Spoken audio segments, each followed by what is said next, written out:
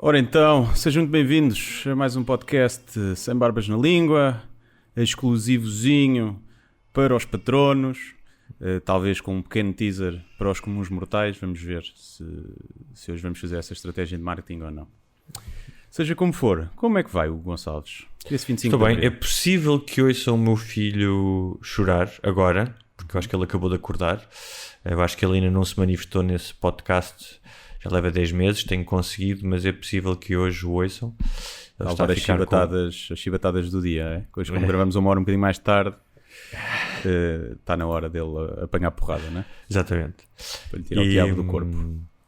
Mas olha, aconteceu pela primeira vez. Ele estava a tentar meter os dedos numa ficha, que é o que as crianças fazem. Tipo, há uma cena qualquer, não é? Tipo, eu não sei se é porque as tomadas têm um design que é atraente para as crianças, não é? Tipo, não é? Ou toda a gente, todo o ser humano tem um impulso suicida, porque é super comum as crianças quererem meter dedos nas fichas. Agora, tipo, será que são só os bebés homens? E é logo um impulso de enfiar os dedos em buracos? Será? Pois, pode ser. Será que Pode ser. Sendo que as mulheres também gostam de enfiar dedos em buracos. Também é verdade, até no próprio, não é? Até enfiam mais do que os homens. Ou então depende, se gostar de outros buracos também anal, pode. Sim. Portanto, pode ser. Agora, sim. eu não sei. Repara, já alguma criança morreu eletrocutada numa tomada normal? Não sei, mas eu prefiro... Havia aquelas descarnadas, não é? Agora aquilo não cabe ali os dedos, a não ser que tu tenhas um filho que tem uns dedos de arinho. Deixa-me lá ver, não sei se tenho aqui uma... Não cabe. Não cabe. O dedo de uma criança nunca cabe numa tomada. Nunca. Pois. Não cabe. Talvez não caiba. Mas é assim, eu prefiro não arriscar. Não sei porquê. Estás a ver? Não sei porquê. Hã? Não sei Prefiro porquê. não arriscar. Era uma história para contar. E ele tem, pá, e nós temos aqueles protetores de tomadas e não sei o quê, mas há uma tomada que ainda não metemos um protetor. E ele vai sempre a essa, obviamente, não é? Sim. E hoje, pá, como o apanhei já quase lá, levantei muita voz, disse não. Disse um não muito forte, estás a ver? Não, mas foi um não muito forte para ver se ele parava. E pela primeira vez, o meu poder paternal causou susto ao meu filho. Tipo, o lábio dele começou a tremer, tipo, estás a ver? Sim. Quase a chorar, tipo... E eu, Susto tipo, ou já está na idade da manipulação também? Não é? também é verdade. Pode Já ser. Não, mas eu acho que foi mesmo susto. Que foi mesmo, pá, te via-se na cara dele, tipo, pá, o meu pai nunca me falou assim, estás a ver? E tu deste-lhe um pontapé nas costelas e agora toma lá uma razão para teres razão para chorar. Não é? Como os pais Esses pais faziam não é? Tipo, muito. Não é? estão a fazer uma coisa qualquer perigosa, tipo, estão em cima do muro. Se caís daí de cima e te magoas e não levas por cima. É, e não levas por cima, sim. A minha mãe fazia, ou quando eu a assustava, a minha mãe batia-me, era o reflexo dela, e uma vez eu escondi-me num armário, e a minha mãe chegou a casa, era bué da puto, e eles andaram bué da tempo à minha procura em casa, foram chamar a vizinha de baixo que tinha as chaves de casa para saber, andaram as duas à procura em casa, era um T2 pequenininho. E não se lembraram de procurar dentro do armário? Não, Sempre depois eu já comecei-me a rir, não andaram horas à procura, Sim. nem chamaram a polícia, mas lembro, na minha cabeça aquilo ainda foi muito tempo, e eu comecei-me a rir, e a minha mãe abre o armário e chapadões. E eu lembro-me de dizer, tu devias estar contente por eu não ter sido raptado e não me estás a bater. Que idade é que tinhas, pá, aí? Não sei. 10, 11, 12. Menos, cá 8, não sei. Para estar sozinho em casa, se cá já tinha tipo uns 11, 12. Não sei. Nunca tenho bem noção dessa, ali entre os 6 e os 12 é difícil. Muito... Será que também são mais masculinas as partidas? Porque eu fazia tipo esse género de partidas, estás a falar, pá, muitas coisas desse género em minha casa, e pregar cagaço aos adultos, é uma coisa que me dava algum prazer. Já em adulto, portanto, já depois dos 30, com uma namorada a dormir em minha casa, tu levaste outra gaja sem ela saber e acordaste-a. Surpresa! E ela levantou-se para ir à casa de banho. Pá, e não sei o que é que me deu na cabeça. À meia da noite estava completamente escuro. Levantei-me e meti-me num canto do quarto. E ela voltou para a cama. E eu, da ponta do quarto, portanto, ela não estava à espera que a voz viesse de uma ponta do quarto, né? Disse: boa noite. Bem, apanhou um cagaço. É porque tu estás meio adormecido. Não estás à espera que uma voz venha de uma ponta do quarto, não é? Sim, estás à espera claro. que alguém esteja do teu lado. E E acho que nunca me perdoou por isso. Pois. Mas não sei o que é que me passou pela cabeça para fazer aquilo. Foi mais forte do que eu, estás a ver? Tipo, eu tenho que pegar um cagaço. Oi? Tivemos aqui um crash. As partidas são muito tentadoras, não é? Sim, houve aqui um grande crash. Não... Houve um crash? Sim, ainda estás muito lento. Epá, peço desculpa. Estás com um grande delay. Não sei o que é que se passa aqui com a minha internet. Será que estou com problemas? Não sei. Agora está um bocadinho melhor, vamos ver.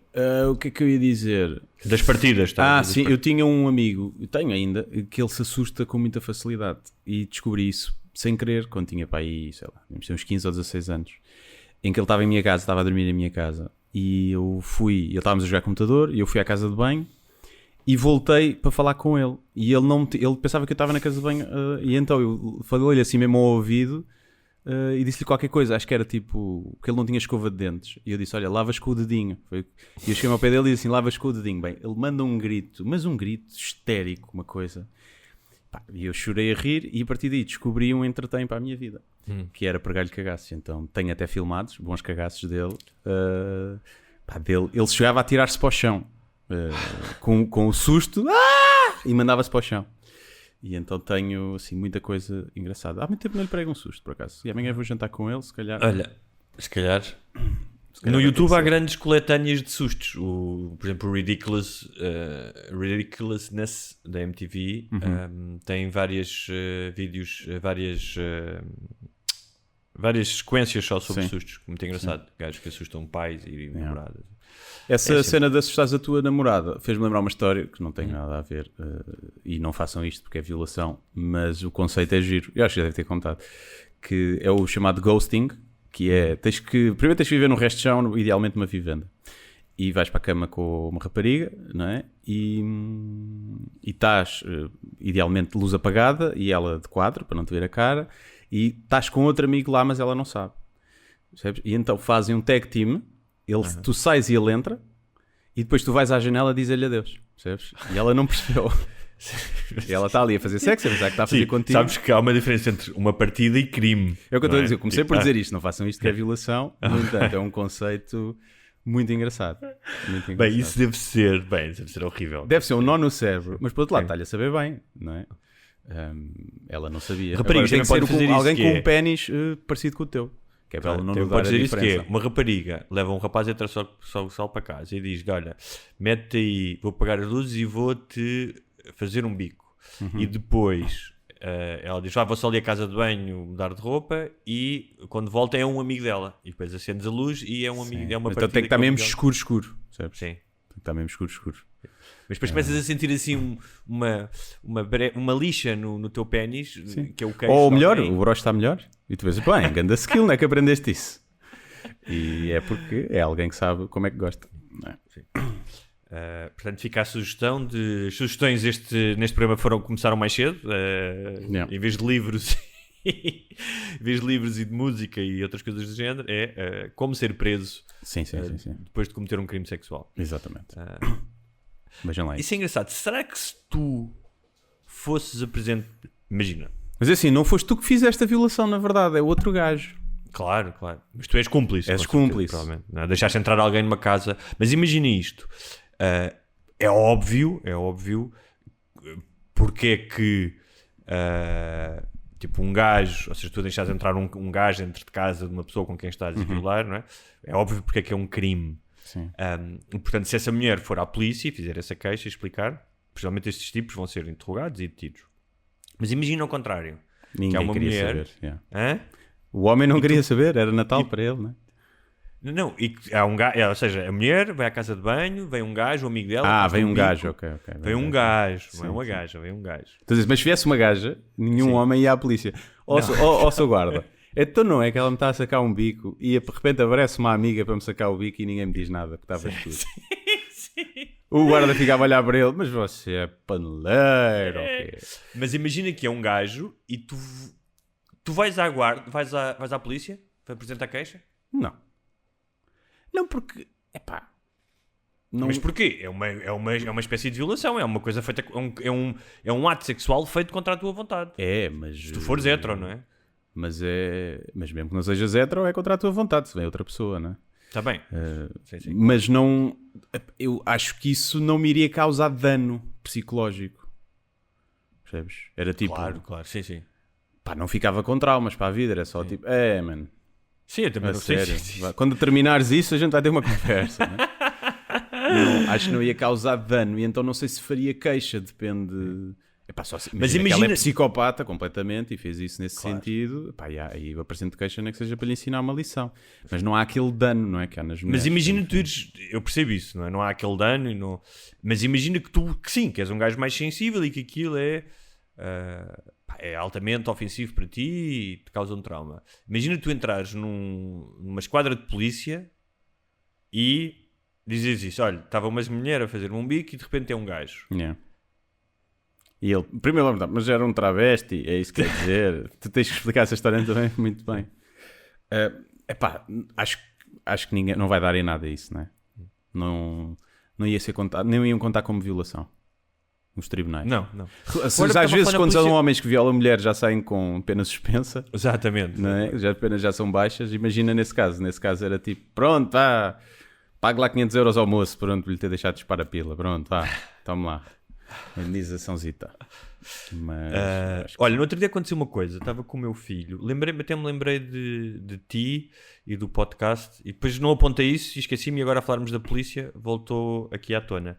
Ia levar o puto ali ao parque e de repente tive que parar porque vinha uma comitiva. Sabes quando vem não sei quantas motas porque vem uma comitiva ou do Presidente da República ou de um... É alguém que não pode esperar como os outros, não é? Exatamente, não é? Uma grande chifre, não sei o quê. E estava um polícia no meio da rua a mandar parar os carros, porque aquilo tinha semáforos, e há um gajo de mota, de um entregador, um gajo, e pareceu-me ser imigrante, e que, como estava verde, ele seguiu. Eu acho que ele não viu o polícia. Bem, o polícia desata aos berros, pá, mas tipo numa agressividade... que eu fiquei parvo, juro-te. Eu se não tivesse com o meu filho, sentia-me tentado a dizer, olha, mas tipo, qual é que é a lógica? Não ia ganhar nada com isso, não é? Mas qual é que é a lógica de você falar assim com um cidadão que está a trabalhar e que claramente, tipo, não prevaricou, tipo, a tentar, via-se, vês um sinal verde, avanças, não é? O gajo não percebeu que o trânsito estava parado, não viu a polícia. Na maior diz, olha, estou aqui, faz favor, voltas para trás, não é? Mas de uma aos berros foi a correr para ele. Parecia sabes aqueles gajos do trânsito que se passam por qualquer coisa e saem do carro e vão para outro carro? Sim. Estava a pensar, este gajo não devia ser polícia. Não devia ser polícia. Não pode agir assim. Não é, repara. Pode ser um mau dia, falamos aqui né? mil vezes sobre isto. Os polícias estão sob tensão, não sei o quê. Aquele polícia estava no meio do trânsito, a mandar parar o trânsito. Sim, não estava numa rusga na Cova da Moura, não é? Sim, não esteve numa rusga, não foi agredido, não foi cuspido, não está há não sei quantos dias... a trabalhar como à paisana, não sei onde. Tu não podes estar no meio do trânsito e ir ofender assim uma pessoa que passou um sinal. No máximo até podes dizer, olha, fica aí que agora vou multá-lo porque você não respondeu. Podes fazer claro, isso. Exato, sim. Eu acho que já contei também, a minha mãe uma vez, havia umas obras no Cacém, a minha mãe dá lá aulas, e ela parou, porque não sabia bem para onde é que era para ir, e parou para perguntar a 2 polícias que estavam lá, e parou o carro. E o gajo responde-lhe logo com... Não me vê que não pode estar aqui parada. Tipo, logo assim, aos gritos. E a minha mãe também lhe falou mal. E pumba, para já aí. E multa por desrespeito à autoridade 500 euros. E carta, inibição de condução, depois ficou sem efeito isso, mas de 6 meses. E o outro polícia que estava com ele veio ter com a minha mãe e disse, olha, eu sou novo, eu não posso, eu vou ter que... Mas tu não apresentou, tipo... Só que a minha mãe pagou logo a multa. Depois apresentou a queixa. E então depois isso do recurso. E não ficou sem conduzir. É que essa cena do respeito à autoridade tem um bocado que se lhe diga. Porque assim... Com a autoridade, primeiro então, merece ser respeitada, claro. E desrespeito ao cidadão. Não podes falar assim. Foi como aquela vez os gajos que me mandaram parar por causa da máscara e não sei o quê. Sim senhor, podiam estar ofendidos com a brincadeira e ter-me mandado parar. Mas a maneira que ele fala... é um desrespeito, ele não pode falar assim porque eu não estou a praticar um crime, não é? Se me virem flagrante delito de algum crime é uma coisa. Agora assim, aí tens devia ser polícias... tipo papel tesoura-pedra, que é de respeito à autoridade. Diz, desculpe, mas o senhor desrespeitou-me primeiro, portanto, sim, isto é papel sobre pedra, não é? Sim. Essa cena, se existe o conceito de respeito à autoridade, então também devia haver o conceito de respeito ao cidadão. E este polícia, por exemplo, devia levar uma multa de 500 euros também. Dizia, ok, então... E a multa nunca acontece, né? Podes mover uma queixa, depois nunca dá em nada. Quando são coisas assim, quando são coisas mais graves, agora uma coisa assim, ninguém vai fazer nada. Mas pronto, é assim, o poder corrompe. Se calhar, não é verdade. Tal como já falaste aqui que devia haver outros testes para quando tu és médico que não sejam unicamente o teu desempenho académico, se calhar para as polícias também tem que haver... Também, supostamente há, agora já há mais do que antes, mas a verdade é que... por muitos testes que faças, depois dás uma farda e uma pistola e um distintivo para a mão de alguém, muitas vezes putos novos, e depois há aquela como é que se diz? Sentimento de grupo, não é? Não está a sair a expressão, mas em que basta haver um meio otário para ficarem 2 ou 3 meio otários, e depois de repente são todos otários, imagina, tipo, e ninguém sabe porquê. As centenas de polícias ou milhares, que são gajos que vão trabalhar todos os dias, querem fazer o seu trabalho com o máximo de dignidade. E depois é sempre conspurcado, porque repara, quando um polícia exerce, e isso acontece centenas de vezes por dia, o seu ofício da maneira como é esperado, ninguém fala disso, não é? Ninguém está à espera, não é? Já tive muitos polícias a serem corteses e a ajudarem, claro. Mas basta um gajo fazer isto, não é? Porquê? Porque o nível de exigência não é a mesma coisa de seres polícia ou seres médico do que seres outra profissão qualquer, não é? Sim, era aquele beat do Chris Rock, que é tipo, os pilotos de avião não se pode dizer que tipo, a gente tem alguns que não aterram bem os aviões, mas a maioria aterra. Exato. É a mesma coisa.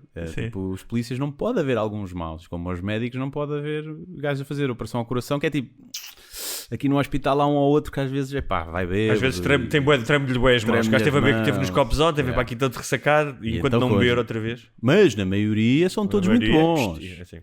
Não pode ser. Não pode ser. Olha, como os professores.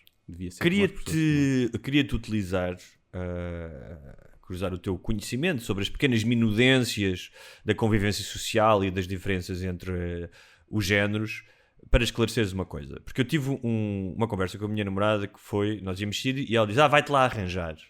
E eu disse, os homens não se arranjam. Ela, como não se arranjam? Eu disse, não se arranjam. Tipo, eu vou-me vestir, tipo, em 2 minutos estou pronto, porque já tinha tomado banho e tudo, era tipo vestir, era mudar de calças, estás a ver? Estava com calças de... E ela disse, isso é um bocado machista. Eu disse, não é machista. Tipo, para mim arranjar é o que vocês fazem. Demora bué de tempo e inclui mais atividades do que simplesmente colocar 1 ou 2 peças de roupa. Não, inclui mudar a cara, em muitos dos casos, não é? Porque vão literalmente arranjar-se, porque estão estragadas e vão-se pôr bem na cabeça delas. Às vezes ficam piores. E ela disse, isso é um bocado machista. Eu não acho que seja machista, porque eu imagino, se calhar há homens que se arranjam, independentemente da sua orientação sexual, não estou a dizer isso. Eu acho que arranjar é um conceito de mulher.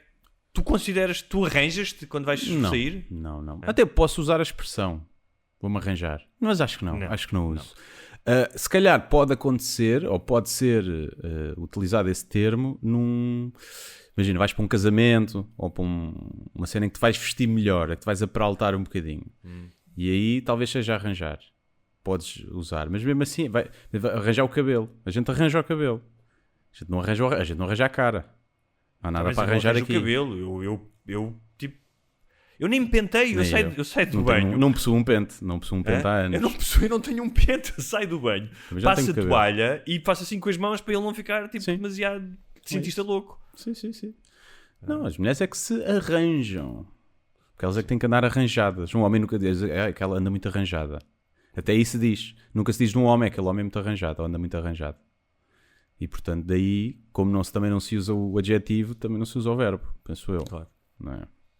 Mas não é machista. Eu acho que isto não é machismo, é apenas uma questão, para mim é uma questão logística, uma questão prática. Olha, devias ter dado, era um par de tabefes na tua namorada, depois dela dizer isso. Olha, queres ver o que é machismo? Pumba, volta para a cozinha. E assim é que é. Que era onde ela estava, desde o início, não é? Ela estava a falar ao longe, eu estava na sala, já posso... Sim. Na altura fizeste aquelas... as chamadas kitchenette, não é? A cozinha junta com a sala, que era para a família conviver mais, não é? Que é para a mulher poder ver televisão e conviver com o marido. Lembras-te, havia uma altura... Estou a gozar e na volta foi mesmo por isso que se começou a usar dessas cozinhas abertas. Havia uma altura, acho que foi durante a minha adolescência, em que havia imensas piadas de loiras e de mulheres. E havia uma das piadas que era: como é que dás mais liberdade à mulher? Aumentas da cozinha. Sim. Tipo, não se pode contar essa anedota hoje, não é? Tipo, não...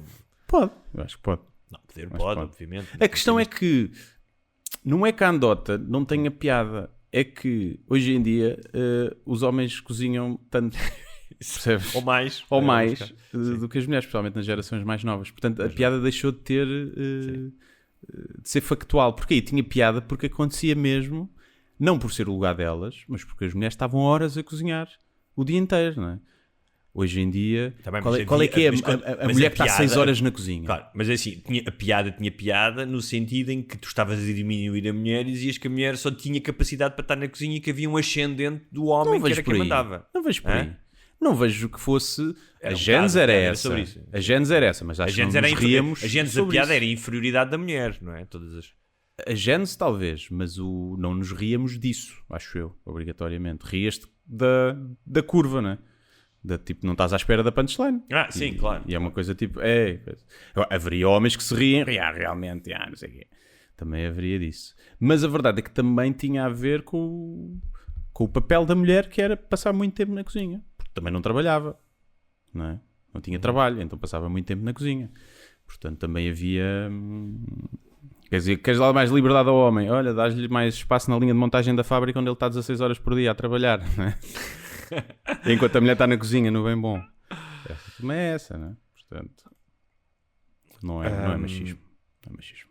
Olha, queria apenas fazer aqui uma referência e um agradecimento a um ouvinte que me mandou uma mensagem a dizer: Hugo, reparei que tu segues a conta Cães Fofinhos no Instagram, mas quero informar-te que essa conta só tem cães fofinhos no início e depois é mulheres nuas.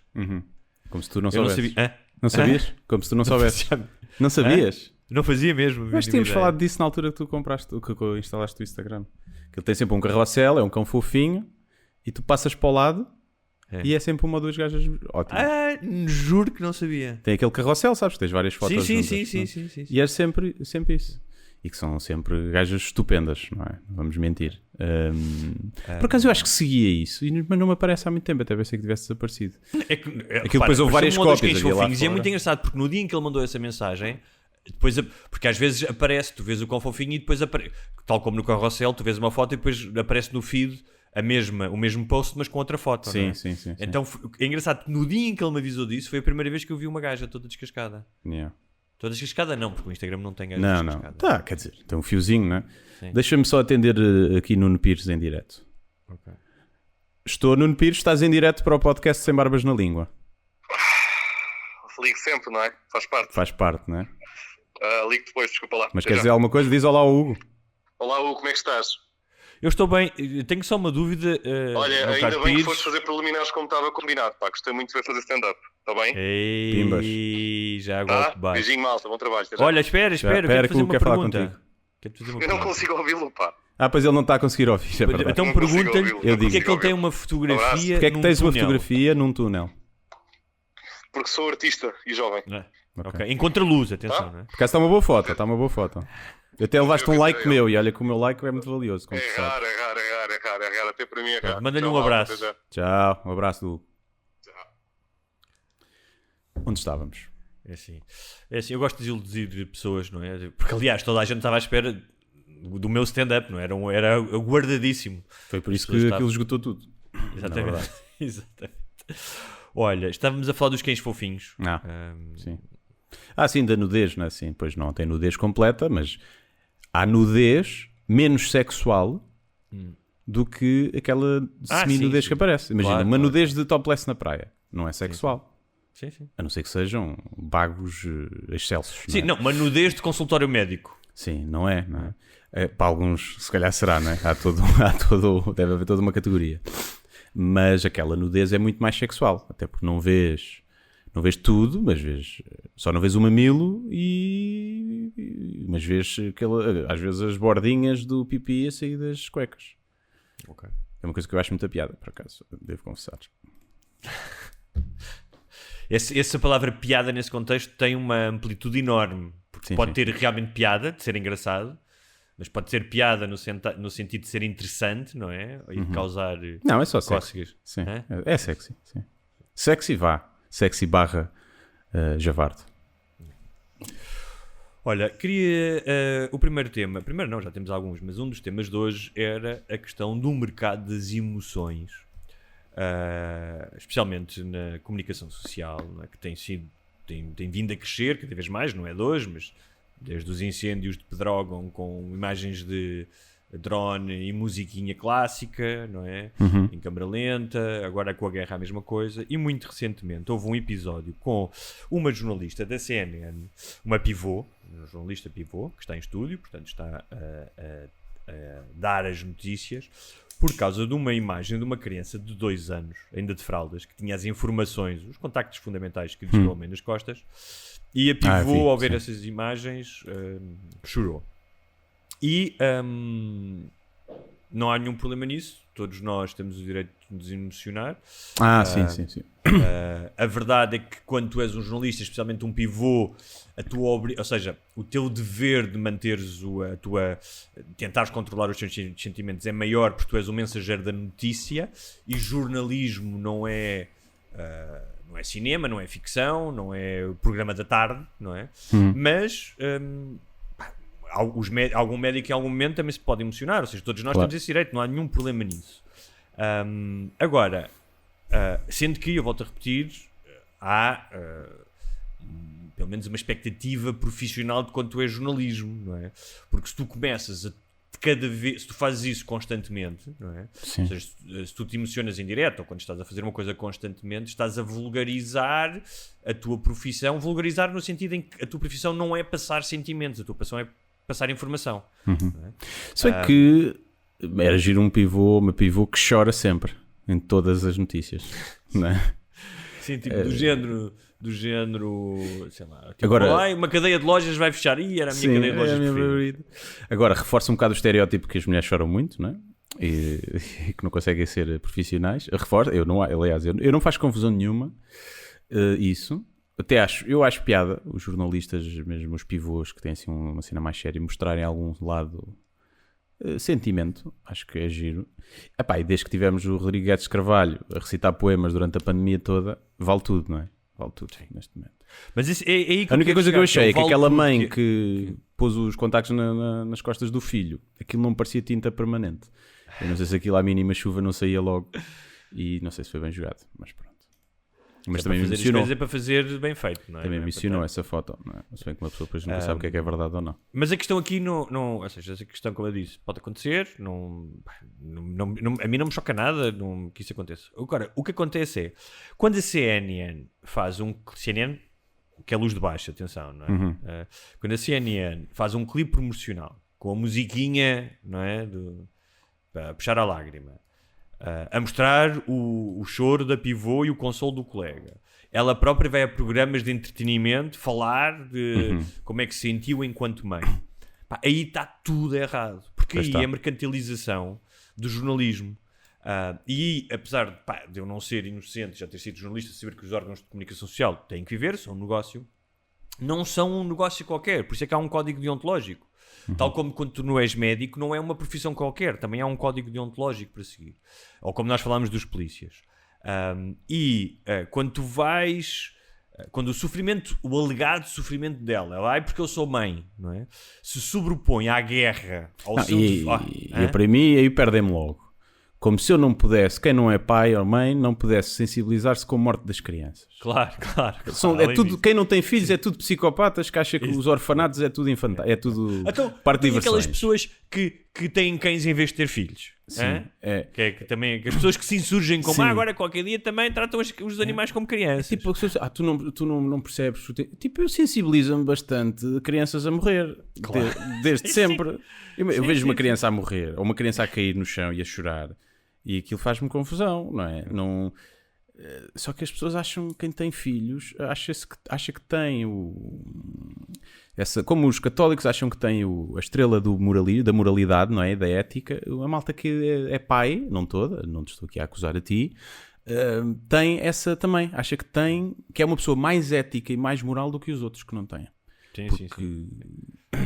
Mas voltando aqui à questão da CNN, que é quando tu utilizas já não é só o sofrimento da guerra, das imagens, que há muitos canais que fazem isso constantemente, como nós aqui dissemos, mas o teu próprio sentimento enquanto jornalista, que estás a perverter completamente, ou seja, estás a exprimir isso, torna-se moralmente menos tragável, se assim se pode dizer, porque tu objetivamente estás a fazer negócio com aquilo. Porque quando levas alguém a um programa da tarde, os programas da tarde ou da manhã são completamente virados para a audiência, portanto, e tens este tipo de comportamento. Eles não a chamaram porque ela apresenta bem as notícias, ou para ela ir falar do ponto de vista jornalístico, como é que está a ser como é que se acompanha uma guerra, porque ela chorou e porque é mãe. Logo é negócio, logo estás-te a vender. Sim, ela está ali para aumentar porque a audiência é dinheiro. Ela está ali para aumentar a visibilidade dela, porque sabe que isso é bom para a carreira dela, e a TVI faz isso, ou mesmo sabe que está a promover uma jornalista da casa. Se calhar, não conheço a pessoa, não faço a mínima ideia, mas foi pressão dos chefes, não vai lá e fala disso, é bom para o programa, é bom para o teu programa, as pessoas vão ver mais o teu telejornal. Pode ser, não vou dizer que ela beneficie diretamente disso, não é? Que as marcas lhe vão oferecer roupa para o filho dela, não é isso que eu estou a dizer. Porque isso é uma coisa que me faz confusão, por acaso, alguns pivôs de informação que fazem publicidade no Instagram. Mas não podes. O código sem carteira profissional não podes fazer. Se calhar então é malta que já não tem. É tipo, que apresentava... Mas há umas... eu digo umas porque estou-me a lembrar de 2 casos que são mulheres. E que era programas de daytime, podem não ser jornalistas, mas eu acho que não. Acho que mas apresentavam. Podem ter deixado de apresentar, sim. Pode ter acontecido, mas sim. Isso faz-me sempre lembrar uma história que eu me lembro há muitos anos, quando comecei a ser jornalista, de um produtor. Uma pergunta, porquê que o código deontológico não permite que o jornalista faça isso quando o jornal pode ter publicidade? Não faz muito sentido. Jornalista, ou seja, uma coisa é o veículo, não é? Ou seja, o jornal, um jornalista que deve-te passar a informação concreta. Certo. Se as pessoas te vêm a passar uma informação, podem julgar que tu, enquanto jornalista, ou seja, tu sabes que a publicidade não sempre diz a verdade, não é? Sabes isso. Exato, claro. E o jornalista tem esse dever. Um jornal... eu consigo perceber a diferença entre um jornalista e um jornal, não é? Não sei, consigo por um lado, mas o jornal não é uma entidade que existe sem ninguém mandar nela, não é? Tem o editor ou alguém que aprova aquilo. Há um espaço que é designado como publicidade. Tu percebes que não é o jornal que está a dizer compre isto. O jornal está a dar aquele espaço. Não é? Agora é mais dúbio, o online é mais dúbio. Tens artigos que diz lá, artigo patrocinado, e depois é um artigo sobre... mas é muito encapotado aquilo, não é? Mas assim, durante anos, era daquelas coisas que, como dizem os americanos, it goes without saying. Tu, quando vês um anúncio num jornal, não sabes que não é o jornal que está a dizer compra este artigo, não é? Certo, mas eu percebo o que estás a dizer. Sim, agora que com o acontece? online e com as pub reportagens e não sei o que é mais complicado. É mais não me choca o jornalista fazer publicidade fora do âmbito do seu trabalho. Uma coisa era ela meio de... e agora vamos para a guerra na Ucrânia. E já agora, não se esqueçam, comprei um carro Renault e adoro. Sim. É ótimo para ir para a Ucrânia buscar refugiados. E pronto, vamos às imagens. Mas eu ia-te contar uma história de que eu ouvi quando comecei a ser jornalista e que na altura me marcou, que era a história de um produtor da CNN que foi o primeiro a conseguir entrar no Kuwait durante a Primeira Guerra do Golfo. Ele e a equipa dele. No Iraque. E quando volta, acho que foi no Iraque, exatamente, e quando volta ao Kuwait, que já estava ocupado pelos Estados Unidos, acho que foi assim, os outros jornalistas foram todos tentarem entrevistá-lo a ele e à sua equipa. E ele deu uma desanca no jornalista dele, não é? Porque o produtor é o que prepara tudo, porque acho que esse jornalista esteve a dar entrevistas e ele disse, quando tu passas a ser o foco da notícia, está tudo errado, porque tu não és o foco da notícia, tu estás aqui para dar a notícia. Sim. Ou seja, tu não vieste aqui para dar entrevistas aos outros jornais, vieste aqui para passar as notícias às pessoas. E aquilo marcou-me imenso. Sim. Então faz-me confusão quando os jornalistas se deixam ir, passam para o outro lado, se deixam seduzir pelo holofote, sabes? O ego é tramado. Olha lá aquele general, o Melo, o Gouveia Melo, que depois estava a ganhar um Globo de Ouro e a ir à alta definição. Sim. Não é?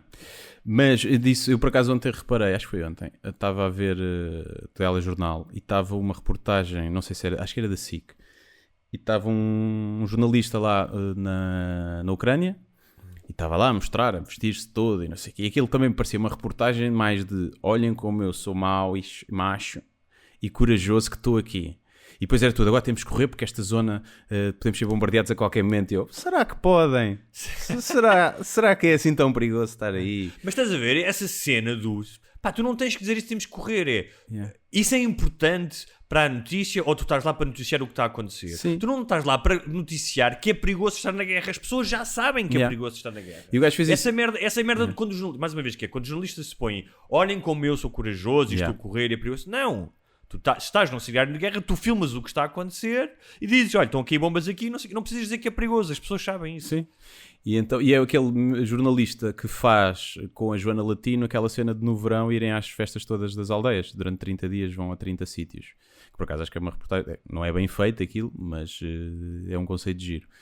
E eu estava só a imaginar que era fixe o gajo no fim dizer, tipo, pá, Ucrânia sim senhor, mau, mas eu já tive em Movimento da Beira a ver o Nel Monteiro ao vivo.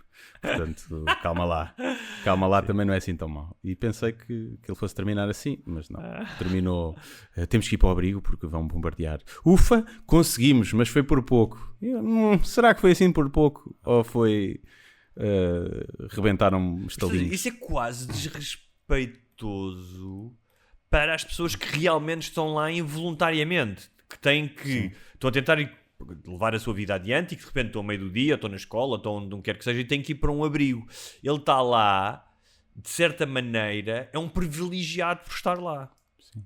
Sim, apesar de eu reconhecer a coragem, não é? E claro. É bom estar lá alguém, apesar de nos dias de hoje, em que tens internet e tudo, aquela reportagem não acrescenta nada às imagens que tu já vês tiradas por telemóvel e na internet e de todos os canais noticiosos.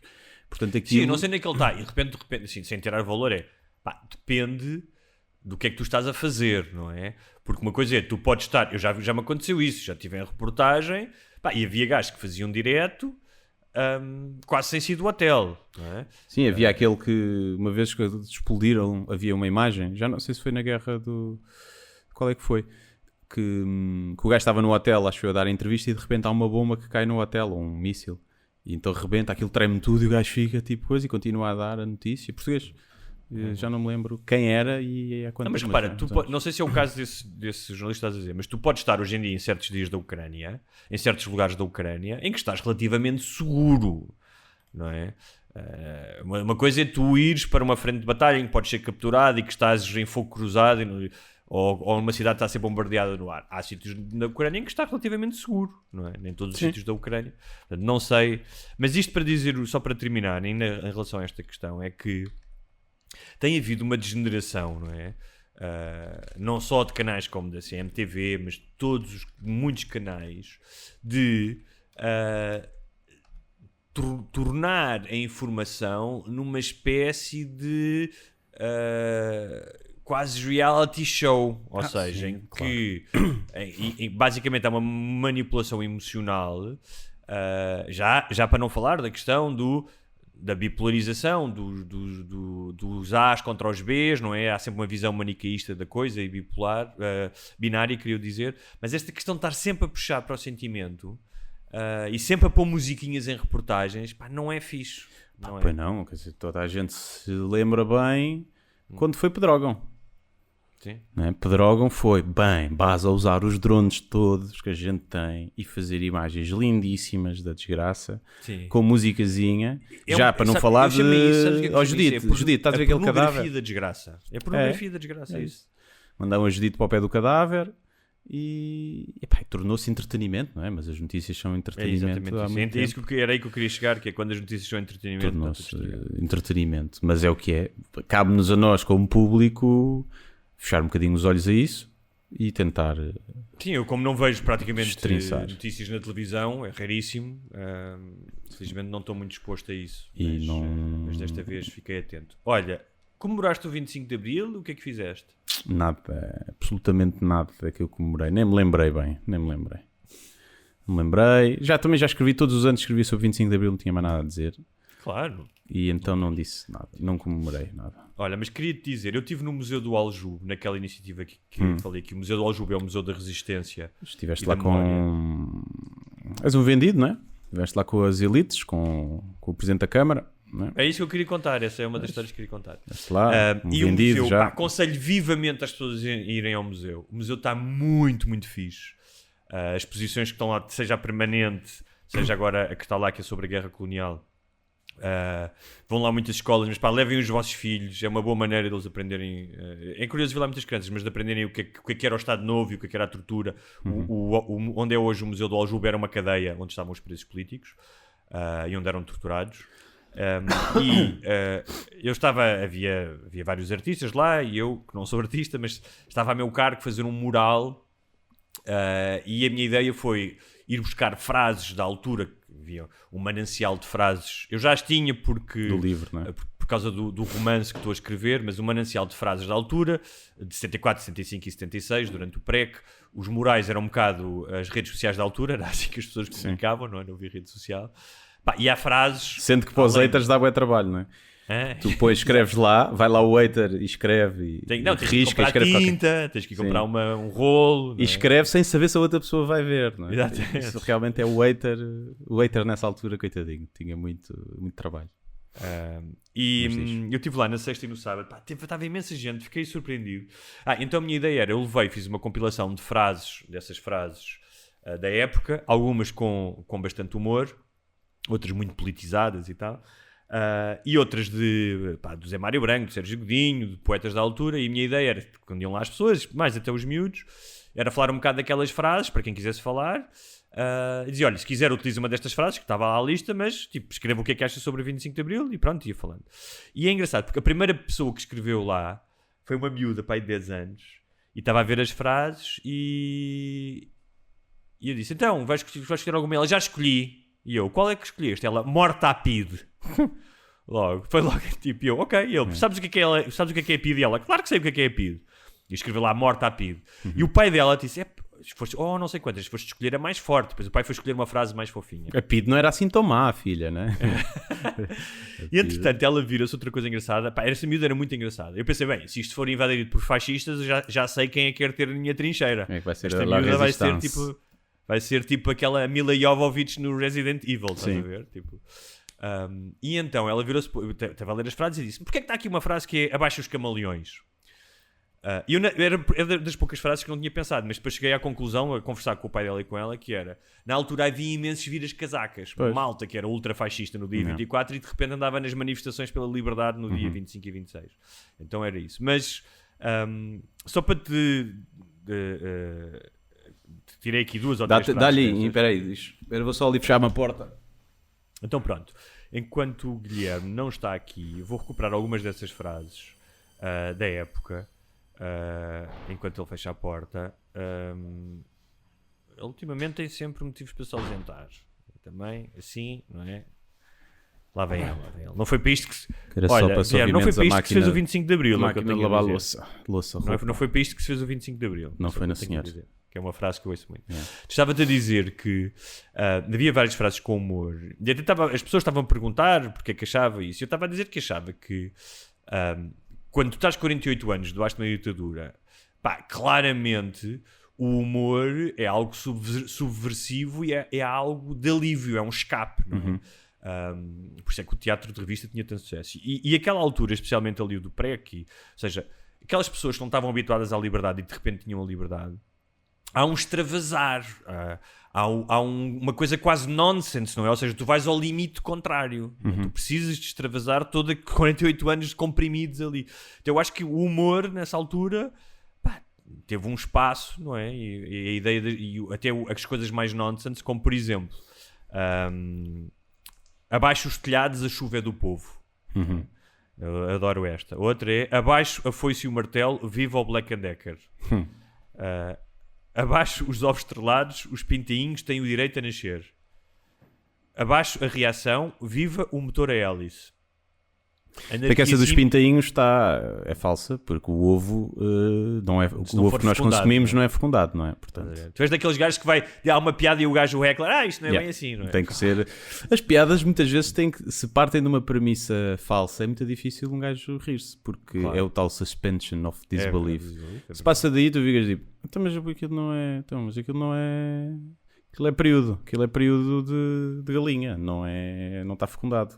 A galinha bem que podia estar a chocar ali aquele ovo que não saía nada. Esta era do CDS. Cristo foi quem mais lutou pelas liberdades. Mais ou menos, tipo, também. Não sei se lutou assim pelas liberdades, por aí além. Mas pronto. Não há eleições, Dom Sebastião volta para a semana. Sim. Os galos pedem a nacionalização dos ovos. O governo é uma merda, mas de quem é a culpa? Da merda ou do governo? Uma boa questão. Filosófica. Isso é aquela do Carlin. Garbage in, garbage out. Agora eu gosto imenso desta, que é o socialismo está em construção. Visite o andar modelo. Sim. E estavas a falar do Presidente da Câmara, do Moedas. Ele foi lá visitar aquilo e foi a diretora do museu, a Rita Rato, que está a fazer um excelente trabalho no museu, que quis apresentar todos os artistas que estavam lá. Essa não foi aquela que teve... que houve um problema com a escolha dela? Sim, houve uma polémica com a escolha dela. Curiosamente está a fazer um ótimo trabalho. Às vezes um gajo escolhe, as cunhas às vezes correm bem, não é? Sim. Quem é que não já contratou algum amigo ou um primo e ele realmente era competente? Isso também acontece.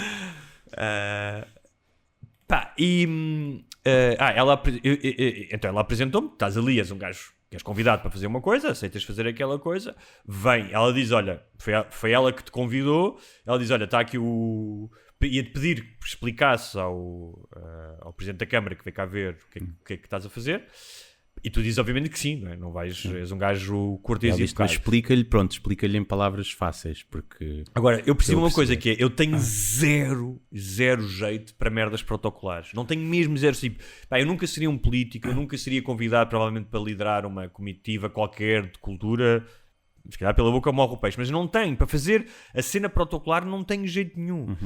Mas pronto, ele chegou, perguntou-me o que é que era, eu expliquei-lhe, que eu te expliquei, olha, estou a fazer isto e isto, mas depois escolhi a frase que eu escolhi para lhe dizer, disse, olha, e um exemplo dessas frases, e foi onde é que ela está?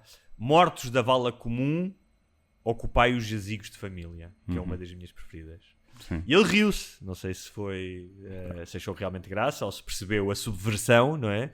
Porque é uma piada tétrica, mas ao mesmo tempo diz muito sobre o espírito da altura, não é? Que era jazigos de família, só tem jazigo de família, não é? Quem é rico, não é? Sim. E eu acho que é das frases que melhor condensa a altura. Agora, eu percebi uma coisa que era, ele foi lá, não? Depois fazer outras coisas, que era, eu jamais conseguia ser político. Porque, por exemplo, aquele evento até é um evento interessante.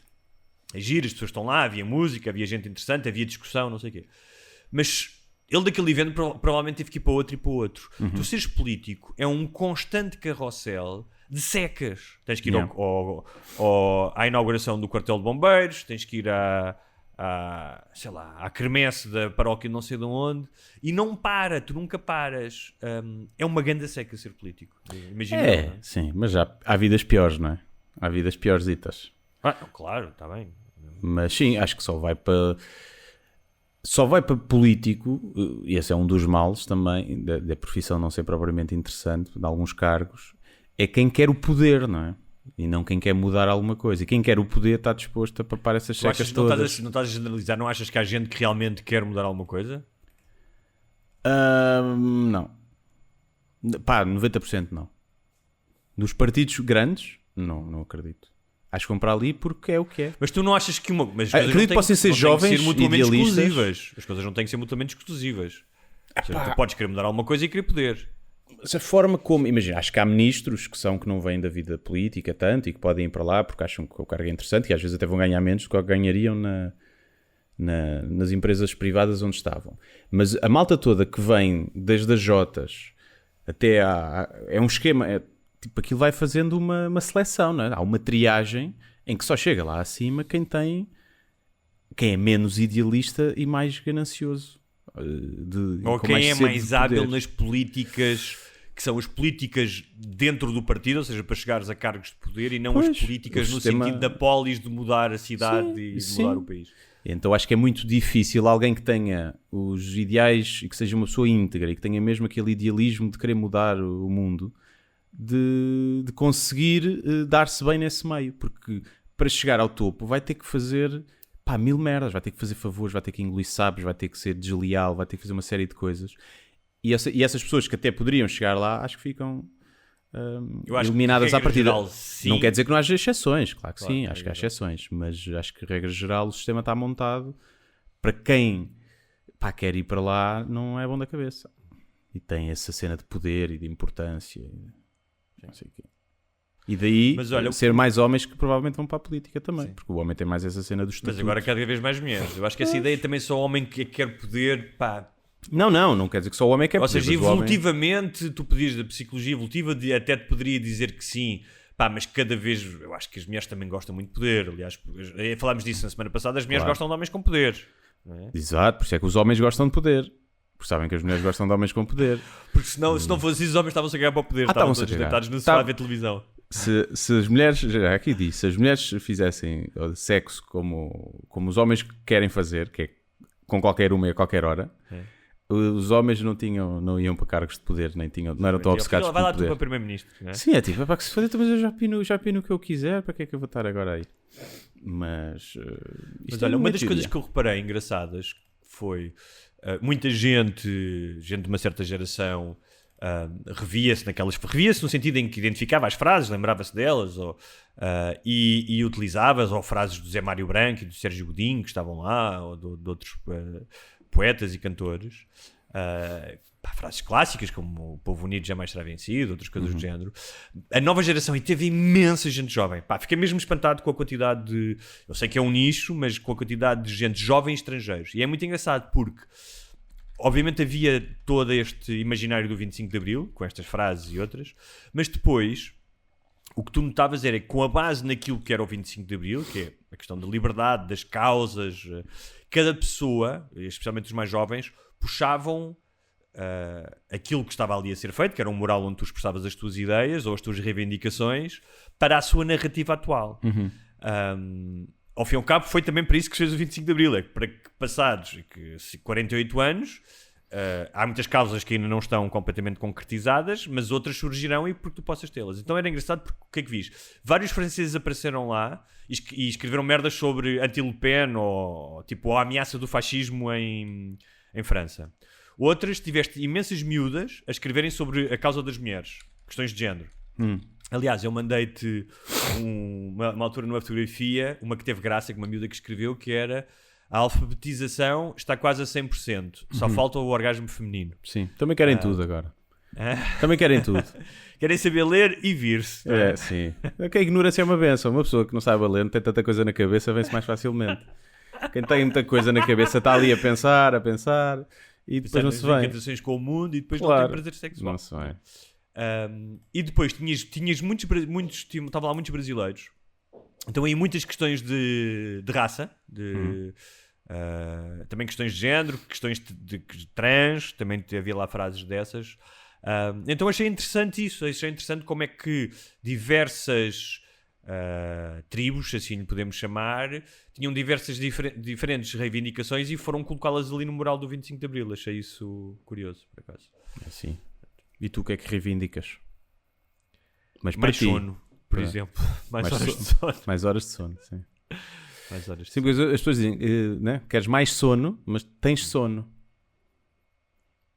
Quando tu tens sono... Não, mais horas, sim. Mais sono no sentido de dormir, não é? Mais horas de sono, mais horas pois, de dormir. Mas é estranho porque tu dizes, tenho sono. Que é quando não dormiste bem. E tu dizes, quero mais horas de sono. Parece que quer mais horas de estar com sono. De estar com sono. Sim. São coisas. A língua portuguesa tem engraçadas. A língua portuguesa tem estas pequenas falhas, este bug. E o PCP? O PCP estava lá representado. Agora, viste aquela cena do Jerónimo quando lhe perguntaram se havia uma invasão russa? Eu não sei se é de agora ou se era de antes. Sei que já tinha havido essas declarações, mas agora vi o vídeo, acho que era de agora. Como eles estão, quer dizer, há uma guerra, não é? Isso, vamos lá ver, não vamos estar aqui a dizer que não há uma guerra, mas não é uma invasão. Das imagens que chegam, não é uma invasão, é uma operação estratégica, militar.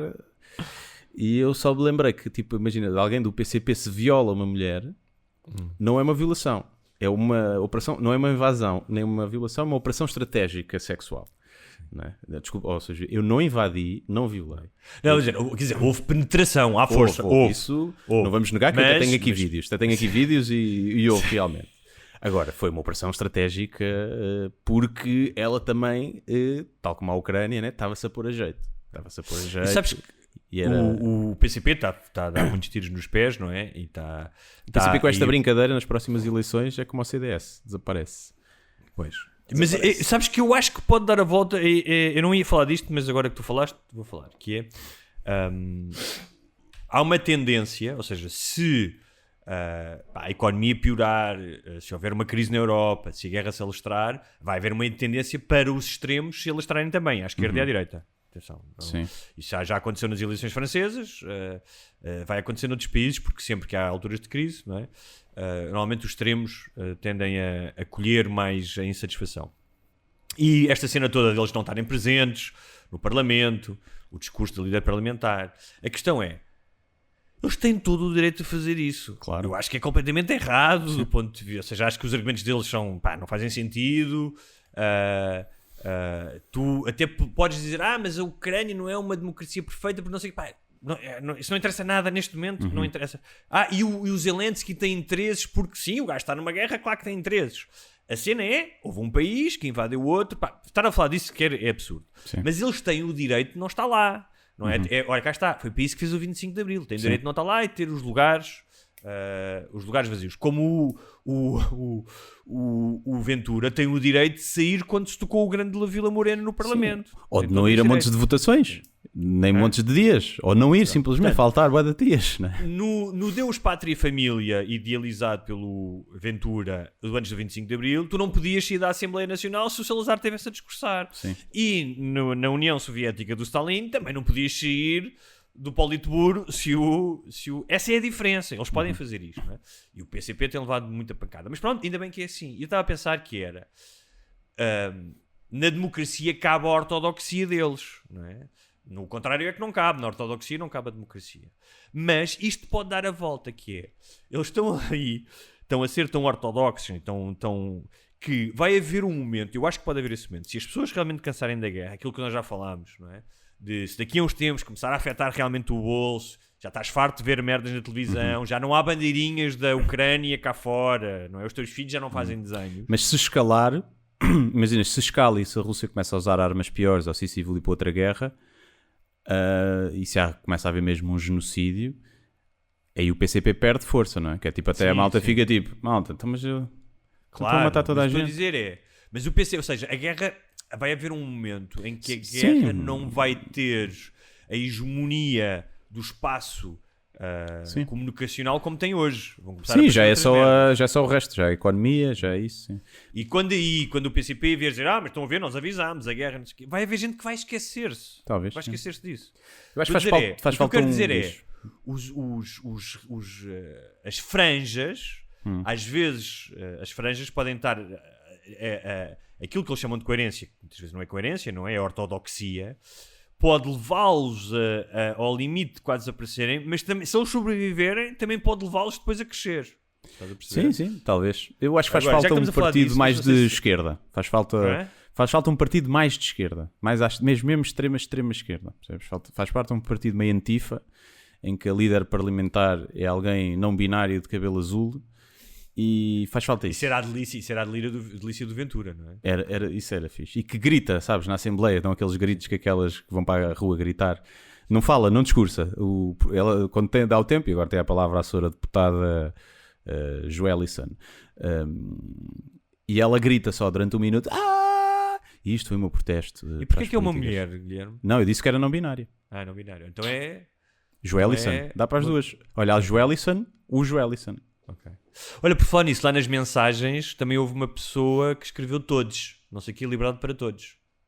Pronto, eu aí mandava para o Tarrafal. não é? Acho que era o mínimo. Mandava, estou a dizer que estou a assumir que é uma mulher, mas provavelmente se calhar teve era uma mulher, por acaso. Era uma mulher, pois.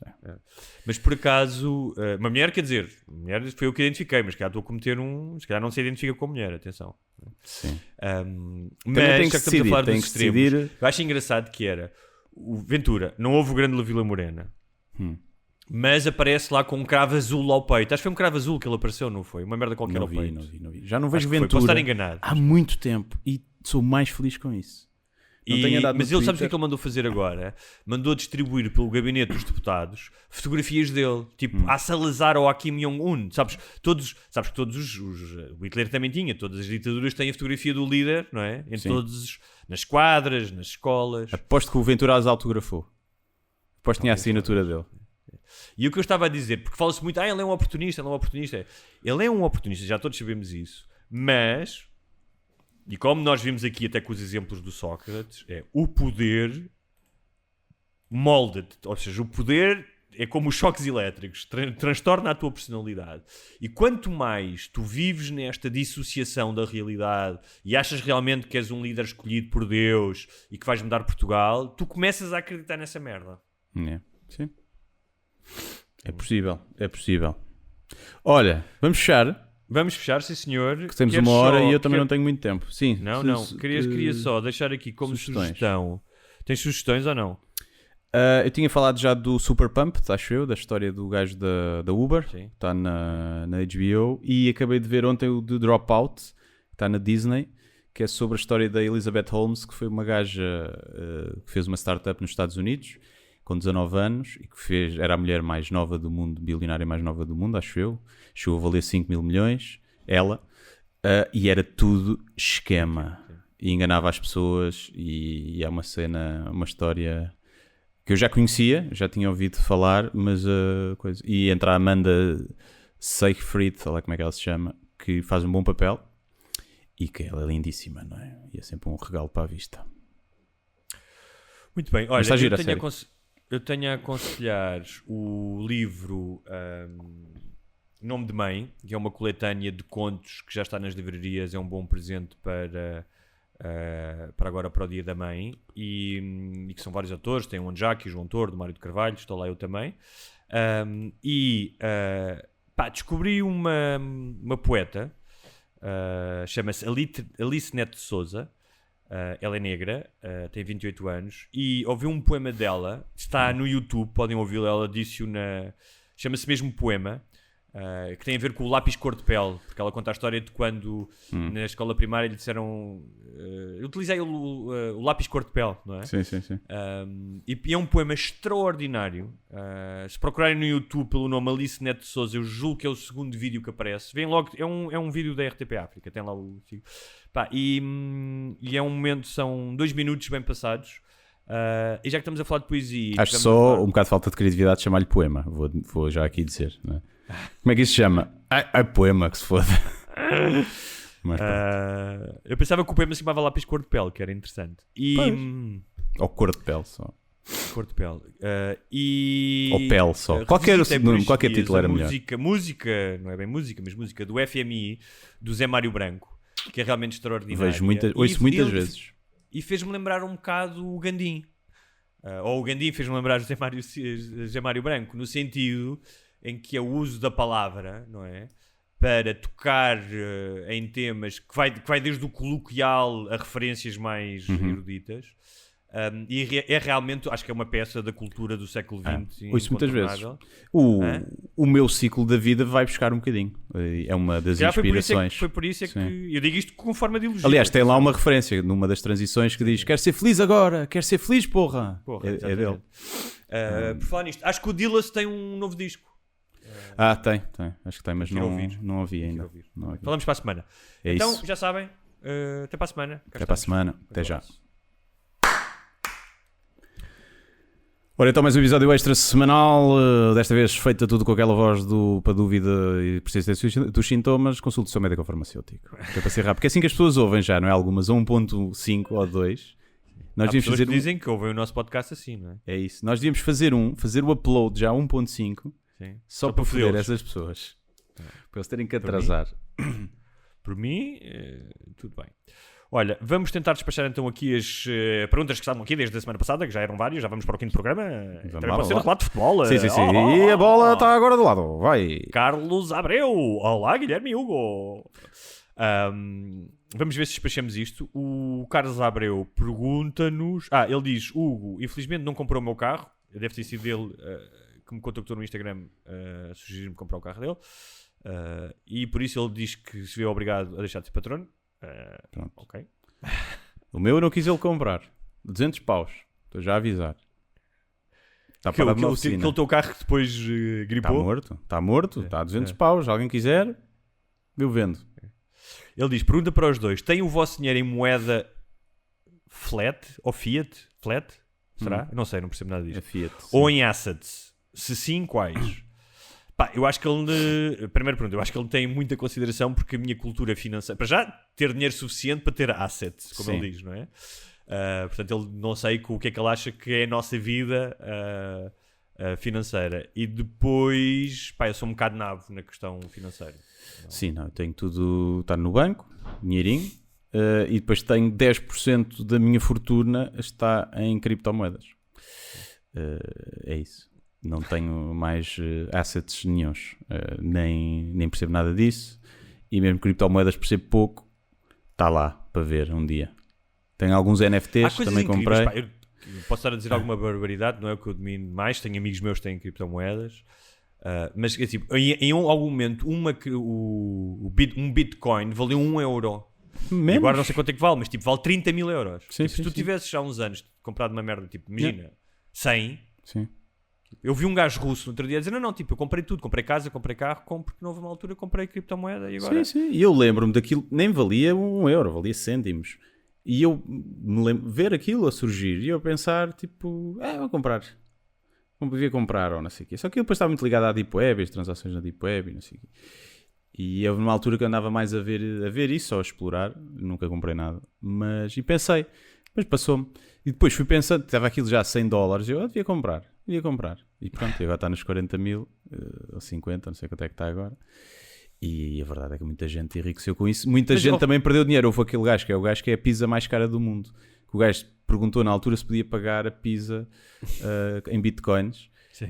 E acho que, já não sei, mas vou dizer que foram 10 mil bitcoins, que na altura valiam tipo 20 euros, ou uma coisa assim. Okay. E agora ser uma pizza de 40 milhões de euros.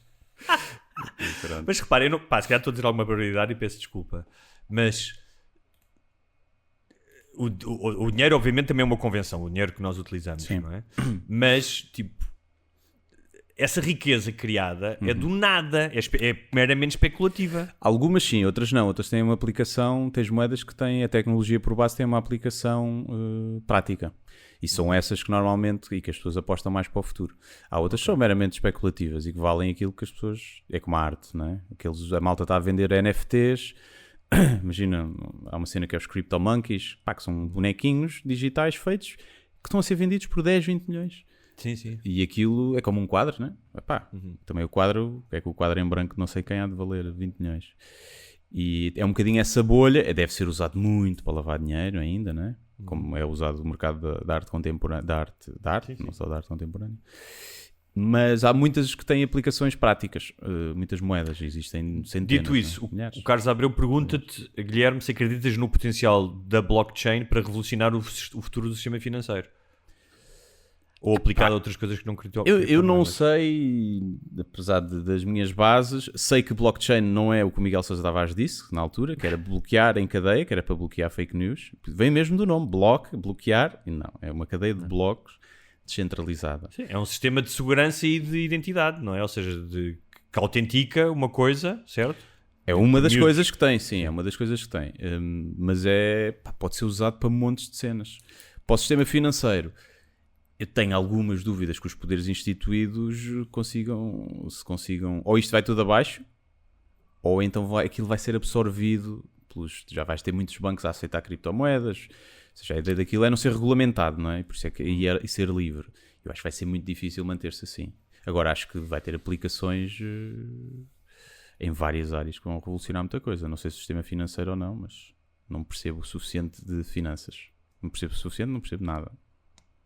Ok. Olha, o Luís Oliveira, vou tentar sintetizar, ele tem aqui uma questão um bocadinho longa, mas ele diz que sinto-me bastante identificado com o Hugo quando fala das suas experiências passadas, nem vou falar das drogas, é pena, porque se calhar tínhamos aqui histórias interessantes, do Luís Oliveira. Ele diz que tem 28 anos e se dedica demasiado a energia a conhecer novas mulheres. Está sempre a pensar nisso. Sou solteiro há 2 anos que e vou tendo... Hã? Que idade é que ele tem? 28. Okay. Normalíssimo. Sim. Sou solteiro há 2 anos e vou tendo sempre companhias casuais. Gostava de voltar a ter algo mais profundo e estou muitas vezes a fantasiar com isso.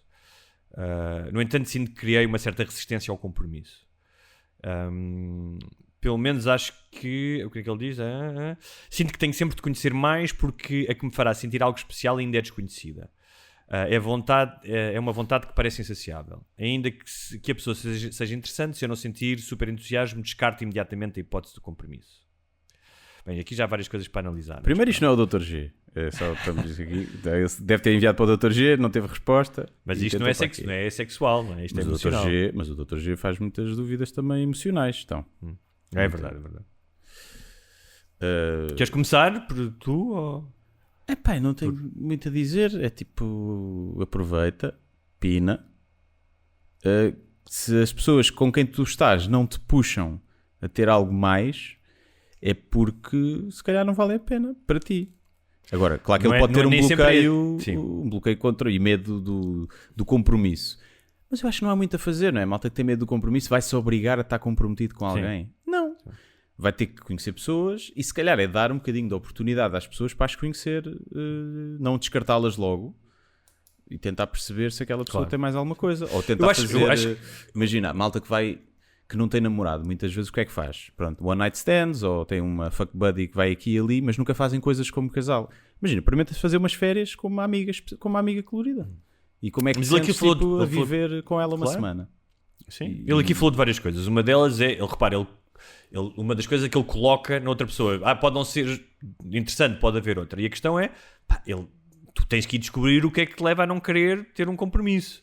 Porque pode haver milhares de razões para isso. E às vezes há razões muito mais profundas do que aquelas que nós imaginamos. Eu, no meu caso, não sei se posso comparar contigo, tinha a ver com coisas com a morte da minha mãe, com a relação que tinha com o meu pai, havia coisas mais profundas. E depois coisas mais superficiais como queria curtir. Ou seja, não queria ter um compromisso, queria estar livre, queria conhecer, queria até, de certa maneira, cumprir uma coisa que é um bocadinho um traço biológico que nós já dissemos dos homens, que é a variedade e a diversidade. Pensava que ias dizer varrer. Disseste variedade, pensava que ias dizer varrer. Varrer. E não existe só uma causa. E depois ele diz aqui outra coisa, acho que todos os homens já sentiram isto, que é, não existe uma escolha perfeita. Tu vais estar solteiro e a determinada altura vais dizer, eu gostava de estar aqui a um domingo com uma namorada e construir uma coisa. E vais estar com uma pessoa e em determinada altura podes pensar, eu agora gostava disso ir e comer gajas e não sei o quê. É um jogo, quase um jogo, mas é um negócio, como queiras chamar, em que não há escolhas ótimas. Vais sempre perder alguma coisa. Há sempre alguém melhor. A verdade é essa. Há sempre alguém. Mas eu queria dizer a não ser para aquela malta que também não tem oferta nenhuma. Aí agarrem-se àquela que aparece, porque também não vão estar aqui a jogar. Não há assim tanta... Não sei o que é que ele quer, mas no meu caso não há assim tanta gente interessante ou tanta gente com quem eu gostasse de ter uma relação profunda. Isso também é outra questão. Portanto, se encontrares alguém que... mas dito isto... Também não vais encontrar uma pessoa que vai encaixar na tua forma. Tu tens uma forma, não é? Eu sei isso porque, eu era típico disso. Não, tem que ser isto, idealizava imenso. Vai ser assim, assado, e corpo assado, e vai ter interesses. Isso não existe. Existe alguém que se aproxima de alguma coisa que tu gostes e vai ter outras coisas que tu não vais gostar. Portanto, nunca vais ter o modelo feito à medida pelo alfaiatezinho como o fato, não é? Sim, não. Eu acho que é agarrar naquela que lhe dá mais prazer sexual e arriscar com essa. Já que é para arriscar com alguma, arrisque naquela que o deixa maluco. Porque pelo menos no início qualquer merda corra mal e se safa. E depois o resto vem por acréscimo. Ele diz outra coisa que eu sinto que se estiver com alguém estou a perder a oportunidade de conhecer outra pessoa espetacular. Estás, claro. Claro que estás. Sim, mas tipo, é o que eu disse. Se calhar não há assim tantas pessoas espetaculares lá fora. E 2, eu durante imenso tempo tinha sempre um pé fora das relações, sempre. Portanto, era impossível ter um compromisso, porque imagina, quando eu digo um pé fora, eu adorava a pessoa que estava a dizer, não estou apaixonado e não sei o que, tu és incrível, mas eu dizia, mas se calhar há alguém melhor. E isso também é uma falácia, porque sim, é verdade, e não. Porque nem podes conhecer essa pessoa, e isso é muito subjetivo, o que é melhor realmente? Se calhar a outra pessoa é mais alta, mais boa, lê mais livros, cozinha melhor, mas depois não vai ter uma série de outras coisas. Tipo, não existe um modelo perfeito, não é? Não há tipo um modelo finalizado que tu possas escolher as relações. Eu acho que isso mais do que tudo, volto a dizer que há uma romantização e uma idealização muito grande do que é tu estares num relacionamento e o que é um parceiro. E aceitar, eu aconselho a ler coisas do Alain de Botton sobre isso, e há um vídeo sobre isso, que é, relação puxa cá a barreira para baixo, as expectativas para baixo. É mais trabalho do que espontaneidade, não é? Vamos ser muito espontâneos e não sei o quê. Também é importante isso, mas também é trabalho. É um meme que é tipo as 5 coisas que são precisas para uma relação perfeita. É uma mulher que saiba fazer bom sexo, uma mulher que saiba te fazer rir, uma mulher que saiba cuidar de ti, uma mulher que saiba cozinhar. E o mais importante é que elas, as 4, não descubram umas das outras.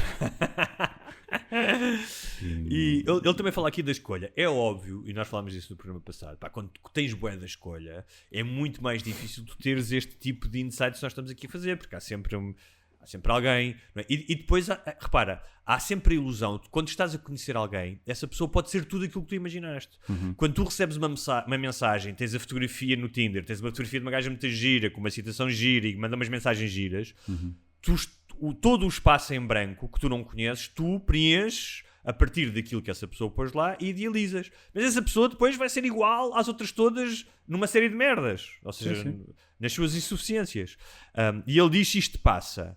Porque diz, tu disseste, há aqui 2 fatores. Um é, se é uma coisa realmente profunda, que pode ter origem em aspectos psicológicos, se não tratares, se não fores falar sobre isso, não é? No meu caso, eu acho que se não tivesse feito psicoterapia, nunca estaria preparado, teria perpetuado esta questão das relações umas atrás das outras. Por outro lado, também há um aspecto biológico, nós já falámos aqui, que é, felizmente, eu aos 45... não estou constantemente a pensar em gajas como aos 20, não é? Ou seja, a questão biológica que era, aos 20 era, onde é que vais sair à noite? Há gajas aí, não é? Quantas vezes tu não saías à noite e tipo, tinhas que ir para um sítio e não houvesse gajas? Mas isso ainda assim. Mas isso ainda agora. Claro, está bem. Mas quero ver. Quero ver, claro, não quero ir para um sítio onde há só homens. Não, mas estou a dizer Pensou aos jogar a 20 bola. anos, a ideia de gajas e de haver gajas e de falar com gajas não era muito mais presente na tua vida? Sim, claro, sim. E isso há um lado biológico para isso, não é? Que estás, claro, estás na flor da idade, não é? E das hormonas. Mas é isso aí com calma, E tentar, tipo, se calhar não marca 4 encontros por semana, não é? Que não dá oportunidade. Tenta andar, tipo, vários encontros com uma que ele acha mais interessante e ver. Se não, há pessoas que são solteiras e felizes. Claro que sim. Portanto, e um dia mais tarde também tem 28 anos. Portanto, tem 28 anos, tem imenso tempo. Olha, amigo, depois quando estiveres comprometido, vais ter saudades de quando eras solteiro. Portanto, ele pode ir variando, ou seja, pode perfeitamente. Não precisa de ser uma filosofia de vida que é nunca aquela coisa para sempre. Para sempre é como diz o Vinícius de Moraes: o amor é eterno enquanto duro, não é? Enquanto duro.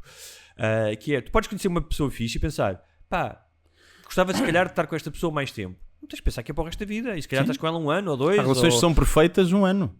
Sim, ou 2 e foram muito bons. 1 ano, exatamente.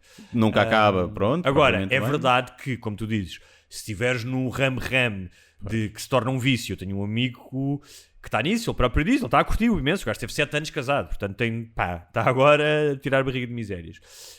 Mas se tiveres, ele diz, no ramo em que eu estou, na vida que eu levo, é impossível eu ter disponibilidade para uma relação mais longa. Não tenho, não é? Porque eu próprio respondo a mensagens, eu próprio tenho 3 dates por semana.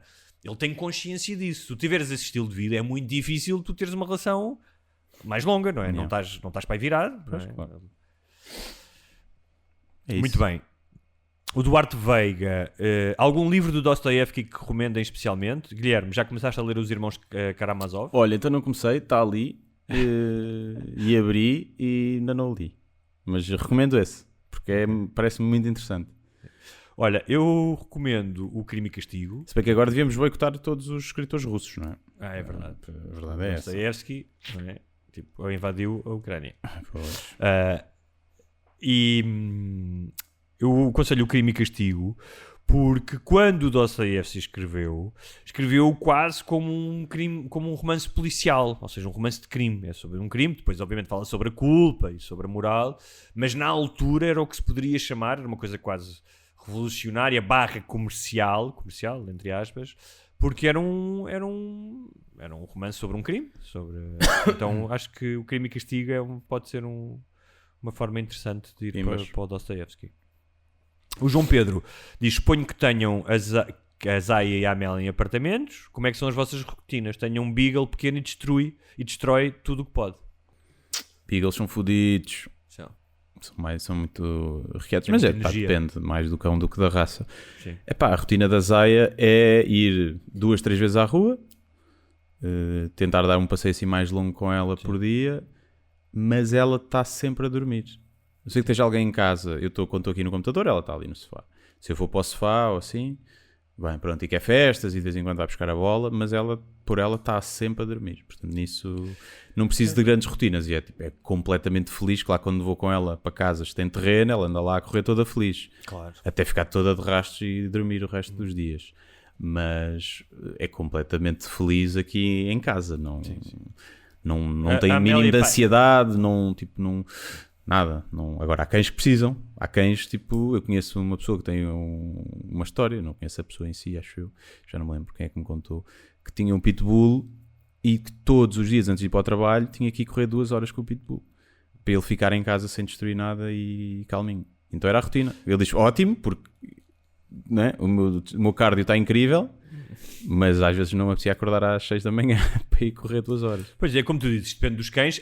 É verdade que há raças que são mais inclinadas, tipo se tiveres um Border Collie, são cães que precisam de muito exercício. Não é? Conheci uma senhora que ia todos os dias fazer 8 km à volta da lagoa no Rio de Janeiro.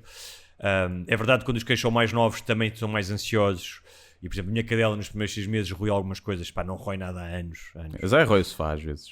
Dá-lhe o stress, mas é quando tocam a campainha... Sim. E ela fica aqui fechada e ela tem que agarrar qualquer coisa, porque não pode ir à porta. Mas as minhas rotinas são muito parecidas, 2 ou 3 vezes. Tento também dar passeios mais longos, tento levá-la às vezes, como tu dizes, ou para o mato ou para um sítio maior. Vou muitas vezes para o rio com ela também, para sair só do seu ritual das voltas aqui à volta de casa.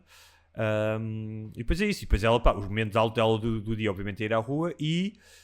Quando o meu filho está a comer, porque ele entorna na merda da paixão e ela fica doida, não é? Cai um pedaço de sopa, cai qualquer coisa que seja, ela vai comer. E depois nós temos sempre o ritual depois. Eu nunca dou comida quando estou à mesa, para ela não se tornar chata e estar sempre lá. Uhum.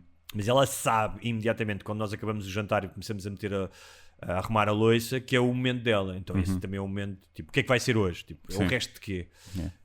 E é um momento também de família, porque todos nós gostamos de dar comida, não é? Até já o Francisco também dá. Então. Sim. Eu dou a azaia da mesa, na boa. Não dou muito, mas dou sempre qualquer coisa. Dou sempre, não consigo... Eu só não dou na mesa para ela não estar, depois de ficar ali com a cabeça, e depois às vezes vem cá pessoas jantar e está ali e tal. Então, não. E para exercer o meu poder. Olha, o José pergunta... Ele diz que ouviu recentemente um podcast gravado ao vivo em Coimbra, isso foi noutra vida, em que falávamos dos termos mais procurados do Pornhub, e ele diz que se lembra de ter ouvido que o termo cuckold, é assim que se diz, não é? Era cada vez mais pesquisados. Basicamente, cuckold é o marido a ver a mulher a ser comida por uma ou mais pessoas. Não? Eu não sei se há cuckold, também existe do contrário, tipo da mulher a ver o marido... Isso chama-se traição. Isso chama-se fantasia de qualquer homem. Ok. Mas basicamente é a ideia de o que ele diz, conhecido como manso, corno manso, não é? Sim. Eu perguntava se fosse mulher se nós chamaríamos corno manso. Já viste que há aqui um viés, não é? Que se é o homem é corno manso. Não pode ser só uma fantasia, não é? Se for a mulher, então se for a mulher a ver o marido a comer outra gaja, pois. Outra gaja. É corno mansa? Pois, não sei, eu diria que se calhar as mulheres que têm a fantasia de ver o homem a comer outra gaja, se calhar são mulheres que também gostam podem ser mais bi, pelo menos sexualmente. Também querem entrar no podem depois querer entrar ou ter essa fantasia. Diria eu, não tenho a certeza. O contrário, é estranho, não é? É estranho, mas por um lado, nós homens é que temos esse sentimento de posse sexual que nos impede de fazer isso. Porque no fundo estás a dar um presente à tua mulher ou à tua namorada. Ela está a ter prazer, não é? Sim. E porque a tua posse e o teu ego não permite, tu não queres dar-lhe esse prazer. Claro, do ponto de vista abstrato eu percebo o que estás a dizer. Do ponto de vista racional. Ok, queres que ela tenha prazer e que tenha outras experiências. Mas daí, uma coisa é um gesto altruísta, não é? Outra coisa é, porque acho que ela seja feliz, outra coisa é tu teres tesão nisso. Pois, mas porque é que a tua tesão, tu não has de ter tesão em ver a tua mulher a ter prazer? É só uma questão de ego. Se não fosse a questão de ego, tu terias. Sim, mas eu acho que é uma questão mais, ou seja, ego. E tu tens prazer a vê-la masturbar-se, por exemplo. É a questão de incerteza paternal. Eu acho que é uma coisa que está nos teus genes. Não é exclusivamente cultural. Eu acho que é cultural, mas não é exclusivamente cultural. Sim, mas é muita posse. É muito. O homem está. Se os homens cá tivessem a certeza que ela não ia ter mais prazer do que o que tem contigo, eu acho que muitos homens estavam dispostos a fazer isso. Não se importavam tanto. Até porque a seguir iam lá e tipo, olha agora como é que se faz. Pum, e davam-lhe mais prazer do que o gajo deu. E isso até havia muitos homens que ficavam galvanizados com isso. Só que essa incerteza, até porque as mulheres mentem muito, não é? E nunca te vão dizer se o outro gajo foi melhor ou não. Apesar de quando tu estás a ver, se calhar reparas, não é? Nunca gritaste, nunca disseste esta, nunca tu que é isto? O que é que aconteceu aí que tu gritaste? Então isto foi um orgasmo. Nunca tinhas tido comigo. Mas é uma coisa estranha, porque acho que é uma coisa muito... Porque racionalmente eu preferiria não é, que a namorada racionalmente tivesse a ter prazer à minha frente e eu até tentar tirar algum prazer disso, do que ela ir comer outro gajo por fora e eu sem saber. Não é? Racionalmente. Sim. Porque aí não a estás a ter prazer. Ideia, sabes que ela teve, é mais incerto o que é que aconteceu. Não é só o prazer dela. Tu não estás a pensar numa coisa da equação, que é a presença de outro homem junto de ti. Tipo sim, mas há a cena, tu não queres ver uma pila ereta no mesmo metros quadrados. Tipo o gajo a suar e dizer, sim, tem esse fator. Esse fator é bué de desencorajador. Portanto, tipo, eu preferia não saber. Imagina, tu estás numa relação em que... Uma relação aberta, no sentido em que, ok, tu gostas, sabes que é aquela pessoa que quer estar, e as duas pessoas dizem, ok, nós gostamos de estar um com o outro, mas achamos para isto durar mais tempo, estabelecem-se umas regras e de vez em quando cada um come e tal. Se eu chegar, imagina, se tivesse uma relação dessas, eu acho que preferia não saber. Não sei, eu se estivesse numa relação dessas aberta, eu muito rapidamente preferia fazer swing. Já que temos uma relação aberta e comemos outros, então basta experimentar e divertir. Mas isso, Guilherme, isto aqui é, cada um como gosta, não sou... Né? E divertir, preferiria isso, do que ficares na incerteza, estás a ver, do que ela chegar a casa e dizer, será que teve com outro, será que não teve? Penso mais, olha, basta ter uma relação aberta, se aconteceu, aconteceu, mas então vas a tirar partido dessa relação aberta e sexualmente. Então o casal amigo vem cá a casa hoje, e o que é que vamos jantá-los? Vamos jantá-los hoje, não é? Por exemplo, se calhar. Bem. Olha. O Rodolfo Silva, também conhecido como Gajo dos Chipres, é um amigo de longa data, tem uma questão muito interessante. Viagem no tempo para 1522, sem roupa ou instrumentos. Como provavam que eram viajantes do tempo perante Dom João III, e não bruxos ou doidos destinados a serem queimados na fogueira para entretenimento do povo? É fodido, é uma boa questão, é muito fodido, eu estive a pensar nisto. Há uma questão, é que Dom João III, eu sei pouco sobre o que é que se não fosse investigar, se fosse um dia para o outro, tipo agora estás em 1522. Pois, não sei o que é que havia inventado. Não sei, não é? Portanto, vamos partir do princípio isso, não é? A única coisa que eu sei do Dom João III é que o gajo era ultra pio, era tipo super religioso, era um rei super religioso. E 522 já conhecíamos o Brasil, eu acho que ia apostar uma na cena da religião, ia-lhe dizer cenas da religião, tipo... que tínhamos que evangelizar os índios, que havia muitos índios e que tinham religiões, sabia que eles tinham religiões com vários deuses e que eram pagãos, e utilizava a única cena que eu sabia, porque assim eu não lhe podia ensinar a fazer nada, não sei nada de ciência, de química, não podia dizer, olha, vamos aí montar o carro, vamos fazer um motor de combustão, não sei isso, não tenho conhecimentos para isso. Nem tinhas então, materiais, a única coisa que eu dizia era geografia, que era, eu dizia, olha, eu sei que a América, os espanhóis descobriram esta merda, mas a América vai até o outro lado, é bué da grande, estás a ver? Mesmo assim não ias provar que eras do futuro. Eles iam pensar que eras um bruxo ou um vidente. Claro, mas está bem, mas aqui era sobreviver, não é? É que noutras alturas é mais fácil, imagina. Íamos ali a 1800, uma coisa assim, espetava-lhe com a teoria da relatividade do Einstein, não é? Com a equação. Estavam lá todos baralhados a tentar resolver aquela merda, chegava lá ao quadro, tal. É isto aqui, meus meninos. E eles chegavam tipo... É igual a... Como é que é? MC square. Massa... É igual MC ao quadrado. Estás a ver? Mas eu nem me lembrava disso. Eu estava fodido. Tu ainda te lembravas. Ainda diz lá ao quarto. Agora eu estou... Vê lá. Mas no tempo de Dom João... energia igual à massa vezes... O que é o C? É a constante do... Não interessa. Se soubesse só as letras já chegava. É a constante da velocidade da luz. Sim. Pronto. Podia dar-lhe aí um lamiré. Ou da teoria da gravidade. Resto, não há nada. Ou seja, não há nada que tu saibas do dia-a-dia. Não é? Pá, imagina se fores, calhar, um engenheiro... engenheiro até civil, até podias, ou náutico, podias construir coisas, não é? Agora... Ser o material, não é? O material, nessa altura, o que é que tu... Imagina-se, ou fazer... O que é que eles bebiam nessa altura? Se eu fizesse uma água ardente de medronhos, os gajos não se passavam. Já se faziam água ardente na altura. Já vês. O que é que eu ia fazer? E uma bebida qualquer que não se fazia. É uma altura fedida, é uma boa pergunta. Mas deve haver alguma coisa que não estamos a lembrar. Desenhava o mapa mundo e dizia, olha, o Brasil é isto. Tenho a certeza. Manda lá um gajo num barco a ver. O gajo, então vais tu, cabrão. Sim. Eu chegava lá e dizia assim, malta, vamos fazer uma cena. Rapar a genitália e vai ser muito melhor. E eles, não vai nada, não acredita. Eu, acredita em mim, que eu venho do futuro. Pumba, vês, não é melhor? Muito, olha. Já ganhaste. Pronto. Foi que eles deviam se rapar quando tinham sífilis e...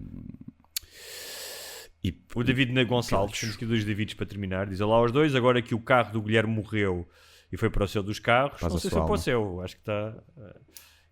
está no purgatório. E o Hugo já revelou qual foi o carro que escolheu. Qual é o veículo que o Guilherme está a pensar adquirir?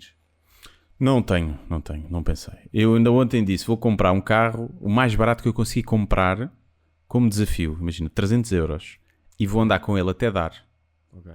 E imagina, durou-me um mês, foram 300 euros bem gastos. Foi uma boa experiência. Se me começar a durar mais do que isso, olha, giro. Então estou a pensar nisso. Se não for isso, estava a pensar em comprar um comercial, porque fica para a empresa e dá-me jeito para transportar a cadela e para transportar tralha às vezes nos espetáculos. Ou até uma carrinha maiorzinha. Mas não sei. Eu não gosto de gastar dinheiro em carros, não consigo gastar dinheiro em carros, é uma merda.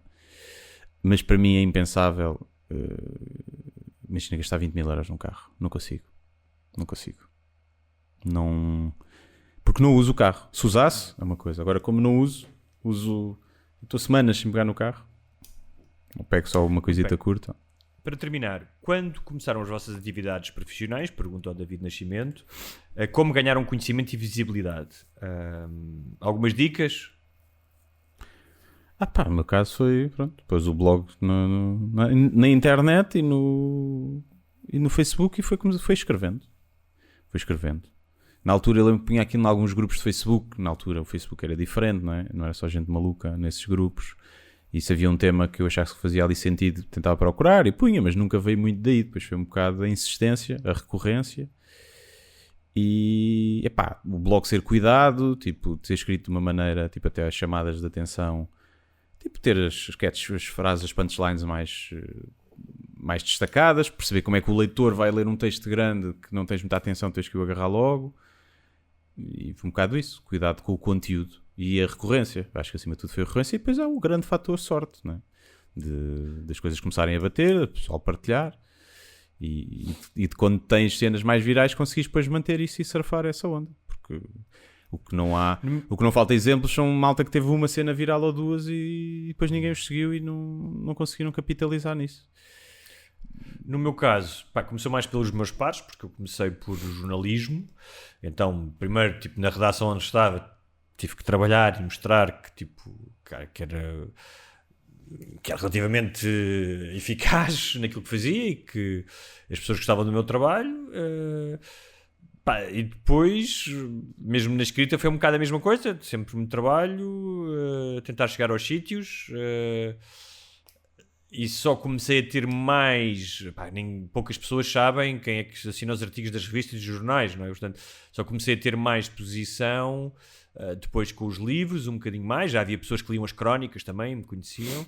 Mas foi no meu caso é mesmo, ao contrário do Guilherme, foi uma coisa muito mais meteórica e mais rápida, até pela questão de ser viral e da internet, não é? Eu comecei quando a internet não havia... A palavra viral não existia quando eu comecei a trabalhar na internet. A única coisa que eu posso dizer é, que eu já disse aqui, que ouvi de um escritor americano que é o Michael Chabon. Ele disse: cedo percebi que havia 3 fatores importantes para aquilo que eu queria fazer: o trabalho, o talento e a sorte. 2 deles eu não tinha controle sobre eles, que é o talento e a sorte. Ou tens talento ou não tens, podes trabalhar o talento, obviamente, e a sorte muito menos. Portanto, eu ia dedicar-me àquilo que posso controlar, que é o trabalho. E foi isso que ele fez, e hoje em dia é um escritor conhecido. Portanto, eu acho que o trabalho também é um talento. Às vezes as pessoas esquecem-se disso, não é? Tu tens a capacidade de trabalhar não é trabalhar tipo que nem uma mula, é também ser inteligente no trabalho, smart, e evoluir e aprender e arriscar, e porque é um bocadinho verdade que a sorte, há merdas que são mesmo sorte. Há gajos muito talentosos em que nunca lhes acontece nada. Mas, se tu trabalhares muito, estás mais exposto à sorte. Sim, capitalizas quando tens esse lucky break. Se tu já tiveres trabalho mostrado e tiveres a capacidade de continuar a trabalhar, vais capitalizar em cima desse. Porque toda a gente tem janelas de oportunidade que não aproveita muitas vezes por falta de sorte. E há pessoas que não têm mesmo oportunidades nenhumas, nem sequer para começar. Mas sim, a sorte é um fator... gigante, sem dúvida. Muito bem, está feito. Para a semana já não vamos ter perguntas, vamos voltar a temas interessantíssimos com opiniões fundamentadas. Exatamente. E que vão mudar as vossas vidas. Como é óbvio. Até para a semana. Como sempre, até para a semana.